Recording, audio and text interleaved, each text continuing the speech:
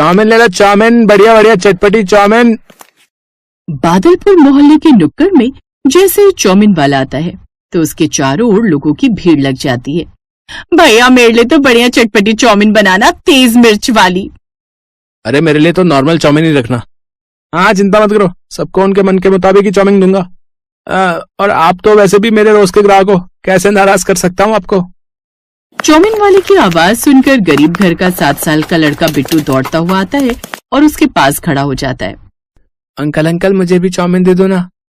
हाँ कैसी चाउमीन चाहिए बताओ, सबसे अच्छी वाली। पैसे हैं तुम्हारे पास? हाँ कल ही बाबा ने दिए थे, ये 1 रुपया।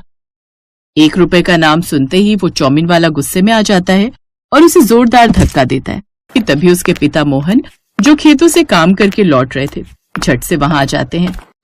अरे ये क्या तमीज है बच्चे से बात करने की? कोई चाउमीन के लिए किसी के साथ ऐसा करता है क्या? 1 रुपए का खोटा सिक्का लेकर भेजा था उसे, है बे?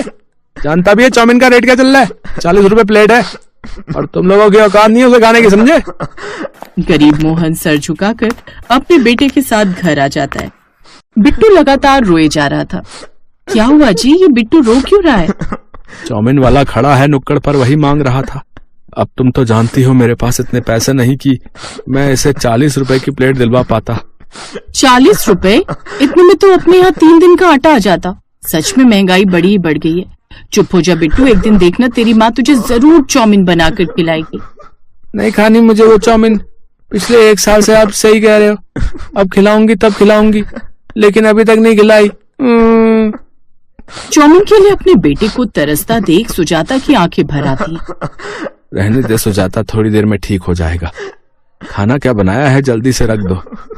जी घी की सब्जी बनाई है, अभी लगा देती हूँ। सुजाता का पूरा ससुराल खाना खाने बैठ जाता है। ऐसा कब तक चलेगा बिट्टू के पापा? आप खेत से जो भी सब्जियां लाते हैं वो सब खराब हो जाती हैं। सारी की सारी सब्जियां घर में रखी रखी बेकार हो रही हैं। गर्मियों का मौसम है, गर्मी के कारण ये जल्दी खराब भी हो जाती हैं। क्या करें सुजाता, आजकल तो लोगों ने मंडी में आना ही बंद कर दिया है। क्या करें बेटा, गर्मी ही इतनी है, और सुना है आजकल तो घर बैठे ही सब्जियां मंगवा लेते हैं या ठंडे ठंडे एसी में मॉल में जाकर सब्जियां खरीद लेते हैं।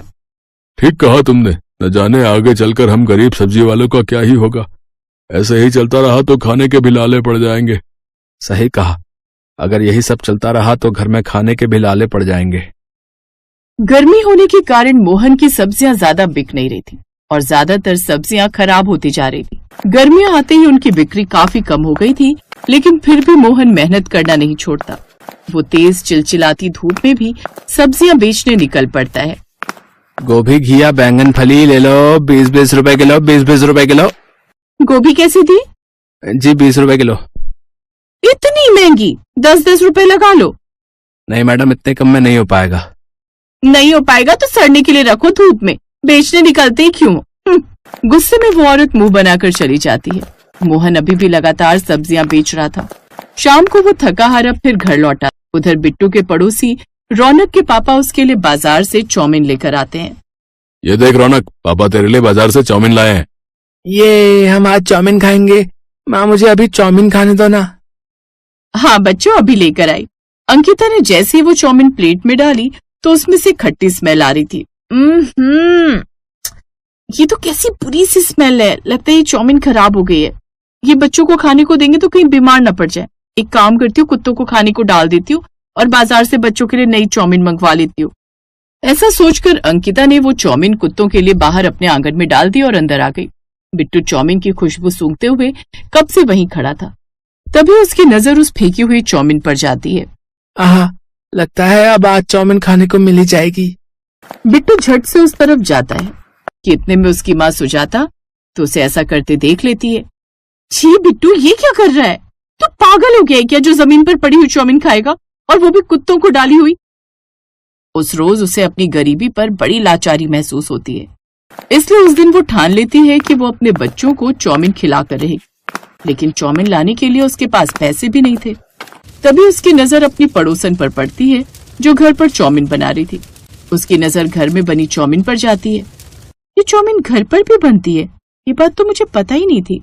वो बाजार से थोड़ा सा मैदा ले आती है और फिर अपनी पड़ोसन से वो मशीन लेकर आती है और घर पर उस मैदे को गूंथकर उसको उस मशीन में निकाल कर इन्हें धूप में सुखा लेती है। फिर उसकी चाउमीन बनाकर तैयार कर लेती है। अरे लेकिन ये तो बहुत ही कम चाउमीन है, इससे तो किसी का पेट भी नहीं भरेगा। तभी उसकी नजर सामने रखी सब्जियों पर जाती है।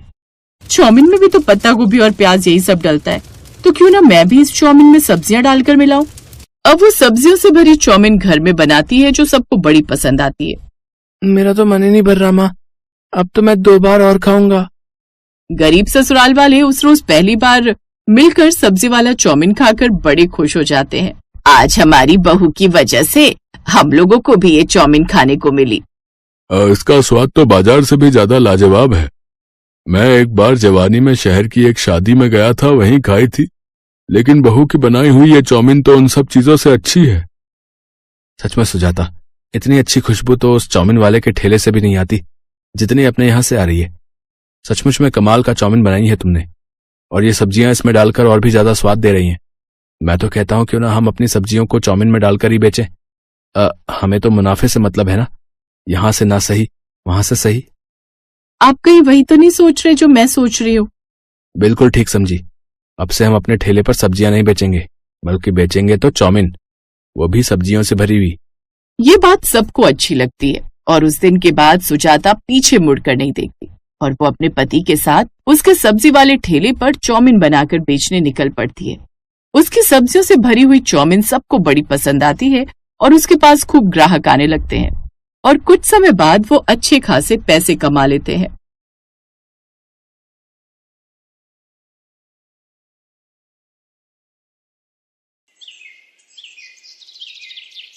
अरे खाना बना रही थी या बीरबल की खिचड़ी जो तुझे इतना समय लग गया? इतने सारे पकवान बनाने की क्या जरूरत थी? कहीं इतना सब खाकर पेट में अपच बन गई तो? ओफो माँ, ये कोई मैदा मैगी पास्ता तो है नहीं जो कि हमारे पेट में जाकर अपच करे। ये सब तो हरे पत्तेदार सब्जियां और दाल चावल हैं, जिनसे हमें प्रोटीन और विटामिन मिलते हैं। कुल मिलाकर सारा खाना शरीर के अच्छे पोषक तत्व के लिए सही है।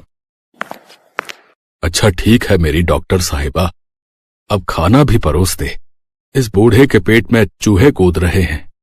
प्रेरणा टेबल पर बैठे अपने माता पिता को खाना परोसती है। प्रेरणा को खाना बनाने और खाना खिलाने का बड़ा शौक था। प्रेरणा की शादी की उम्र हो चली थी, इसलिए उसके माता पिता उसके लिए एक अच्छे घर का लड़का देखकर उसकी शादी पक्की कर देते हैं। फिर 2 महीने बाद उसकी शादी अनुराग नाम के लड़के से हो जाती है।